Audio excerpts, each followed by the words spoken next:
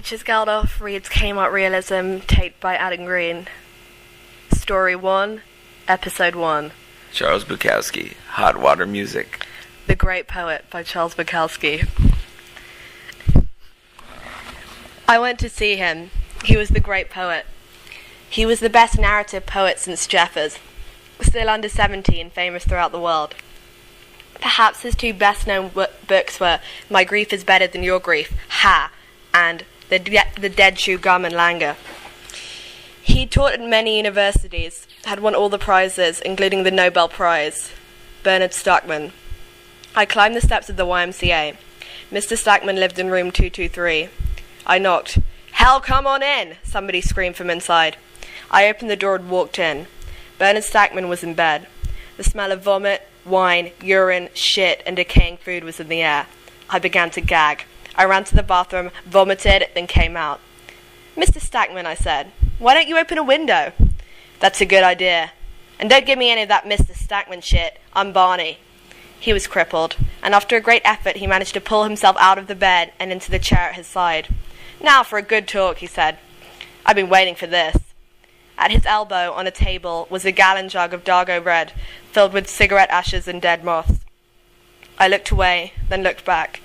He had the jug to his mouth, but most of the wine ran right back out, down his shirt, down his pants.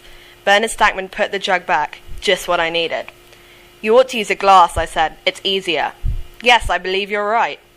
He looked around. There were a few dirty glasses, and I wondered which one he would choose. He chose the nearest one. The bottom of the glass was filled with a hardened yellow substance.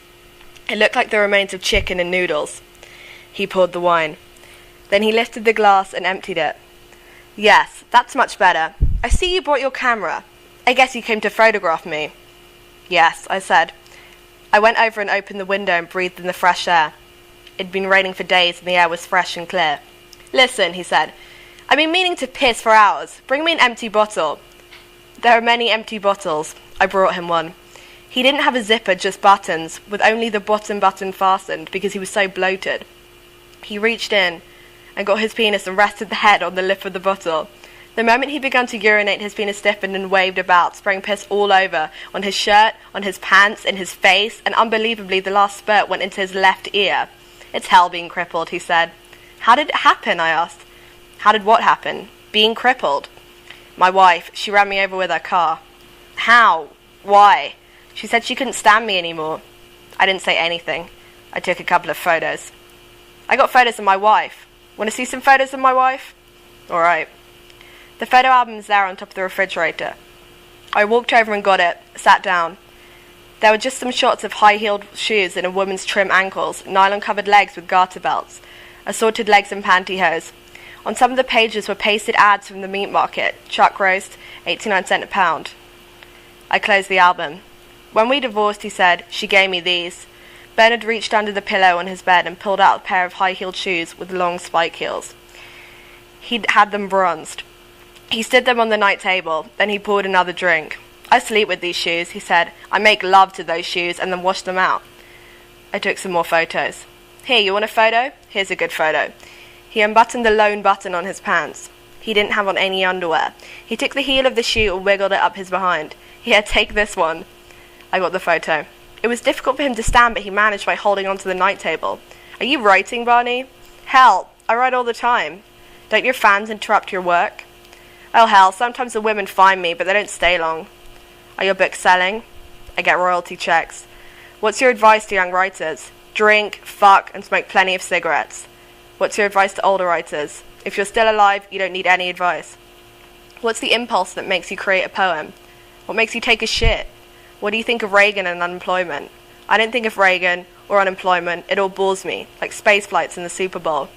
"What are your concerns then?" "Modern women." "Modern women?" "They don't know how to dress. Their shoes are dreadful." "What do you think of women's liberation?"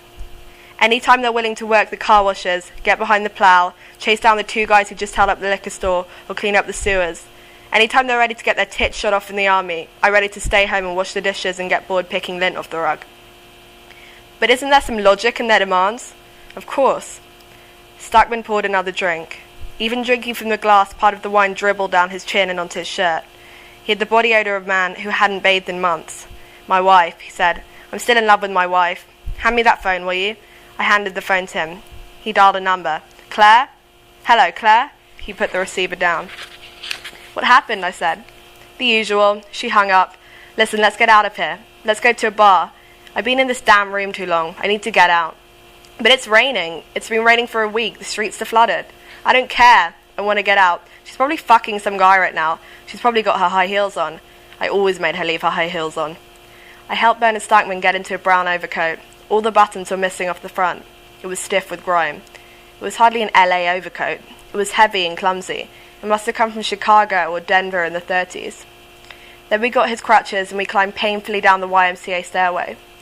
Bernard had a fifth of muscat in one of the pockets. We reached the entrance and Bernard assured me he could make it across the sidewalk and into the car. I was parked some distance from the curbing. As I ran around to the other side to get in, I heard a shout and then a splash. It was raining, and raining hard.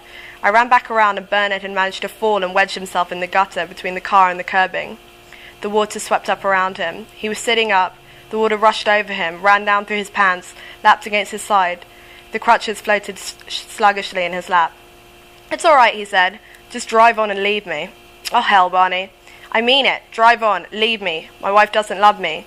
"She's not your wife, Barney. You're divorced." "Tell that to the Marines." "Come on, Barney. I'm going to help you up."